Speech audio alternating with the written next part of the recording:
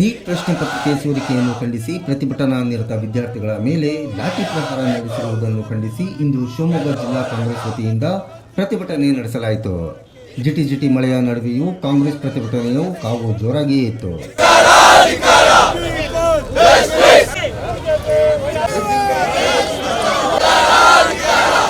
ದೆಹಲಿಯಲ್ಲಿ ವಿದ್ಯಾರ್ಥಿಗಳು ಏನು ನೀಟು ಪ್ರಶ್ನೆ ಪತ್ರಿಕೆ ಸೋರಿಕೆ ವಿರುದ್ಧವಾಗಿ ಪ್ರತಿಭಟನೆಯನ್ನು ಮಾಡ್ತಾ ಇದ್ರು. ಆ ಪ್ರತಿಭಟನೆ ಮಾಡುವಂಥ ಸಂದರ್ಭದಲ್ಲಿ ಏನು ಕೇಂದ್ರದ ಗೃಹ ಮಂತ್ರಿ ಅಮಿತ್ ಶಾ ನಮ್ಮ ನಾಯಕರುಗಳನ್ನೆಲ್ಲ ಬಂಧನ ಮಾಡಿಸುವಂಥ ಕೆಲಸ ಮಾಡಿ ಆ ವಿದ್ಯಾರ್ಥಿಗಳ ಹೋರಾಟವನ್ನು ಹತ್ತಿಕ್ಕುವಂಥ ಕೆಲಸ ಮಾಡಿದ್ದಾರೆ. ವಿದ್ಯಾರ್ಥಿಗಳ ಮೇಲೆ ಲಾಠಿ ಚಾರ್ಜ್ ಮಾಡಿದ್ದಾರೆ. ವಿದ್ಯಾರ್ಥಿಗಳ ಮೇಲೆ ಅಶ್ರುವಾಯು ಶೆಲ್ಲನ್ನು ಹರಿಸಿದ್ದಾರೆ. ಅವರ ಹೋರಾಟವನ್ನು ಹತ್ತಿಕ್ಕುವಂಥ ಕೆಲಸವನ್ನು ಮಾಡಿದ್ದಾರೆ. ಅದನ್ನು ಖಂಡಿಸುವಂಥ ಕೆಲಸ ಮಾಡಿದ್ದೀವಿ. ಅದೇ ಮಳೆಯಲ್ಲೇ ಶಿವಪ್ಪನಾಯಕ ವೃತ್ತದಲ್ಲಿ ಬಿಜೆಪಿ ಜಿಲ್ಲಾ ಮೋರ್ಚಾದ ವತಿಯಿಂದ ರಾಜ್ಯ ಕಾಂಗ್ರೆಸ್ ವಿರುದ್ಧ ಪ್ರತಿಭಟನೆ ನಡೆಸಲಾಯಿತು.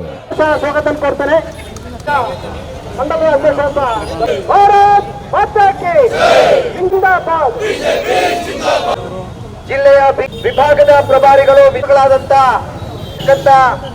ಜಿಲ್ಲೆ ಈ ರೀತಿ ರೌಡಿ ರಾಜ್ಯವನ್ನ ಸೃಷ್ಟಿ ಮಾಡಲಿಕ್ಕೆ ಯಾರು ಡಿ.ಕೆ. ಶಿವಕುಮಾರ್ ಆಗಲಿ ಡಿ.ಕೆ. ಹರಿಪ್ರಸಾದ್ ಅವರಿಗಾಗ್ಲಿ ಯಾರಿಗೂ ಕೂಡ ಸಾಧ್ಯ ಇಲ್ಲ ಅನ್ನುವಂತ ಮಾತನ್ನ ಹೇಳ್ತಾ ಮುಂಬರುವಂತ ದಿನಗಳಲ್ಲಿ ಈ ರೀತಿ ಅರಾಜಕತೆ ಸೃಷ್ಟಿ ಮಾಡತಕ್ಕಂತ ಪ್ರಯತ್ನ ಯಾರಾದ್ರೂ ಮಾಡಿದ್ರೆ ಕೇಂದ್ರ ಸರ್ಕಾರ ಬಿಗಿಯಾದಂತ ಕ್ರಮವನ್ನ ಕೈಗೊಳ್ಳಬೇಕು ಅನ್ನುವಂತ ಆಗ್ರಹವನ್ನ ಶಿವಮೊಗ್ಗ ಜಿಲ್ಲೆಯ ಪರವಾಗಿ ಈ ಸಂದರ್ಭದೊಳಗೆ ಹೇಳ್ತಾ ಮಹಾವೀರ ವೃತ್ತದಲ್ಲಿ ಪ್ರತಿಭಟನೆ ಮುಗಿಸಿದ ಕಾಂಗ್ರೆಸ್ ಪ್ರತಿಭಟನಾಕಾರರು ನೇರವಾಗಿ ಶಿವಮೊಗ್ಗ ಜಿಲ್ಲಾ ಬಿಜೆಪಿ ಕಚೇರಿಗೆ ಮುತ್ತಿಗೆ ಹಾಕಲು ಯತ್ನಿಸಿದ್ದರು.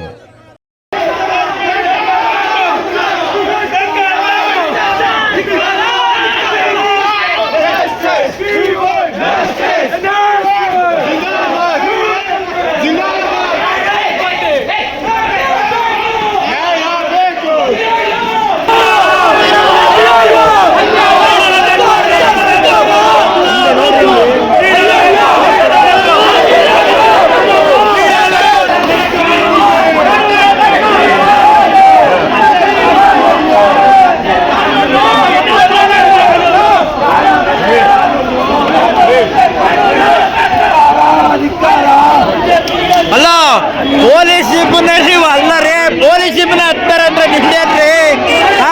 ಪೊಲೀಸ್ ಶಿಪ್ನ ಹತ್ತಾರೆ ಅಂದ್ರೆ ನೀವೇನ್ರಿ? ನೀವು ಅಲ್ಲ ಪೊಲೀಸ್ ಶಿಪ್ನ ಹತ್ತಾರೆ ಅಂದ್ರೆ ಏನ್ರಿ?